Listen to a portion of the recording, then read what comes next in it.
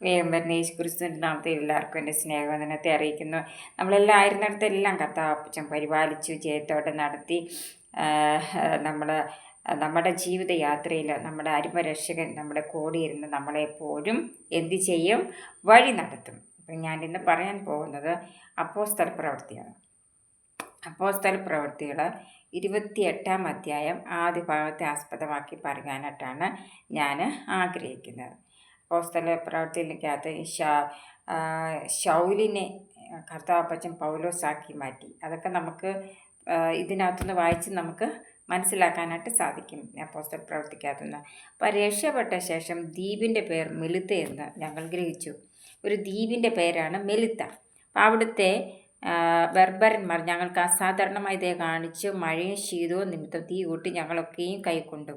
അപ്പോൾ അവിടെ ഈ ദ്വീപെന്ന് പറയുന്നിടത്ത് ഭയങ്കര തണുപ്പും അല്ലെങ്കിൽ ഒരു പ്രത്യേക കാലാവസ്ഥയായിരിക്കും. അപ്പം ആ കാലാവസ്ഥയിൽ നിന്ന് രക്ഷപ്പെടാൻ വേണ്ടിയിട്ട് അവിടെയുള്ള ആൾക്കാരും തീയൊക്കെ കൂട്ടിയിട്ടിങ്ങനെ അതിൻ്റെ ചൂട് ശരീരത്തിലേക്ക് ഏൽപ്പിക്കും. അതുകൊണ്ടാണ് ഞങ്ങൾക്ക് അസാധാരണത കാണിച്ച് മഴ ശീതം തീ കൂട്ടി ഞങ്ങളൊക്കെയും കൈക്കൊണ്ടു.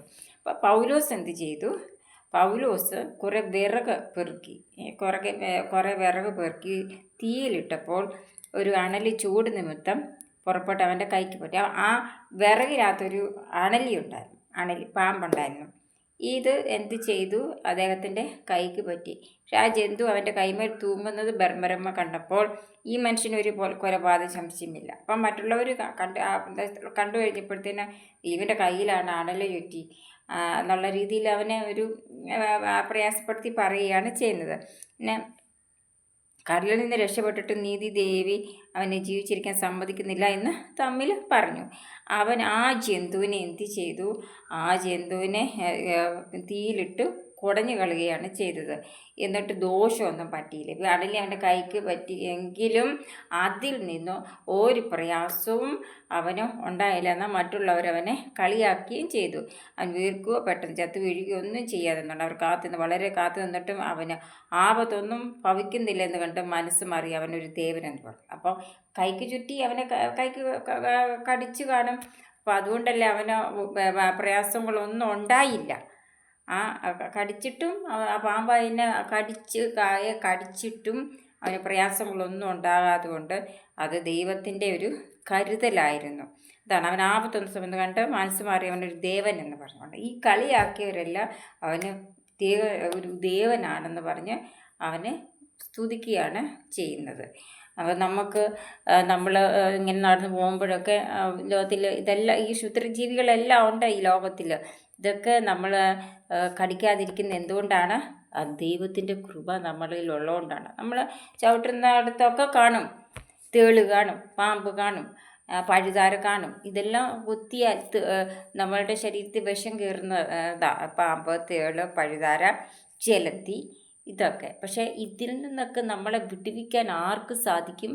ദൈവത്തിന് സാധിക്കും അല്ലേ? നമ്മൾ കിടന്നുറങ്ങുമ്പോൾ നമ്മൾ ഈ ചെലന്തിയൊക്കെ ആണെങ്കിലും നമ്മളിങ്ങനെ കാണുമ്പോൾ നമുക്കൊരു പേടി തോന്നും.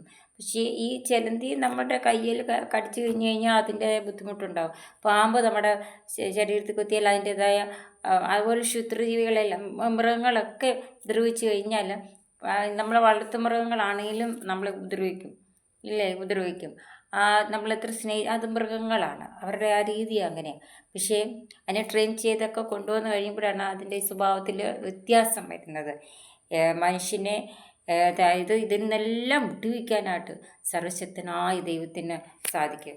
അപ്പോൾ നമ്മളുടെ ജീവനെ കാത്തുകൊള്ളാൻ ആർക്ക് സാധിക്കും? ദൈവത്തിന് സാധിക്കും. നമ്മുടെ ബൈബിളിലുള്ള കാര്യമാണ് ഞാനിപ്പോൾ നിങ്ങളോട് പറഞ്ഞത്. പൗലോസിനുണ്ടായ ഒരു പ്രയാസമാണ് ഞാൻ നിങ്ങളോട് പറഞ്ഞത്.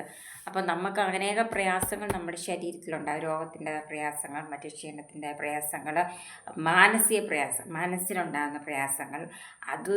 അതിന് മരുന്നൊന്നുമില്ല. ദൈവം നമുക്ക് ആ സമാധാനം തന്നെങ്കിലേ പറ്റത്തുള്ളൂ. അപ്പോൾ നമ്മളെ ഒരു രോഗം വന്ന് മരുന്ന് കഴിച്ച് അത് ഫലമാകണം എന്നുണ്ടെങ്കിൽ ദൈവത്തിൻ്റെ കൃപയുണ്ടെങ്കിലേ ഒക്കത്തുള്ളൂ.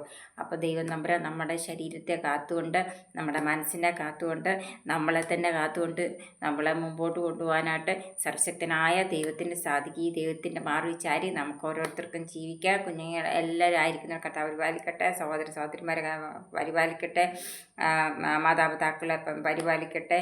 അങ്ങനെ ദൈവം നമ്മളെല്ലാം ആയിരിക്കുന്നിടത്ത് കർത്താവ് എല്ലാവരും പരിപാലിച്ച് ജയത്തോടെ നടത്തട്ടെ. എന്നെ കേൾക്കുന്ന എല്ലാവരും ദൈവത്തിൽ സമർപ്പിച്ച് പ്രാർത്ഥിക്കുന്ന, ആരെല്ലാം രോഗാവസ്ഥയിലോ ക്ഷീണാവസ്ഥയിലോ ഉണ്ടെങ്കിൽ ദൈവത്തിൽ സമർപ്പിച്ച് പ്രാർത്ഥിച്ച് വിടുതലെടുക്കുക.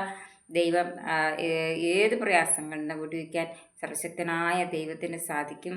എല്ലാവരും കുഞ്ഞുങ്ങളൊക്കെ യൗവനക്കാരായ കുഞ്ഞുങ്ങൾ ദൈവത്തിന് ഒന്നാം സ്ഥാനം കൊടുക്കുക. ദൈവവചനം വായിക്കുക, പ്രാർത്ഥിക്കുക, ആരാധിക്കുക. നിങ്ങളുടെ വ്യക്തിപരമായ ജീവിതത്തിൽ നിങ്ങൾക്ക് ദൈവം തരാൻ ഉദ്ദേശിക്കുന്നത് തീർച്ചയായിട്ടും തരും. അത് ദൈവത്തോട് നമ്മൾ പ്രാർത്ഥിച്ചാൽ തീർച്ചയായിട്ടും നമുക്ക് എന്താ വേണ്ടതെന്നത് അത് ദൈവത്തിന് അറിയാം, തരും തീർച്ചയായിട്ടും. പക്ഷേ ഫസ്റ്റ് പ്രയോറിറ്റി ആർക്ക് കൊടുക്കണം? ദൈവത്തിന് കൊടുക്കണം. അതെല്ലായിരിക്കുന്നിടത്ത് കർത്താവ് പരിപാലിക്കട്ടെ, ജയത്തോടെ നടത്തട്ടെ. God bless you.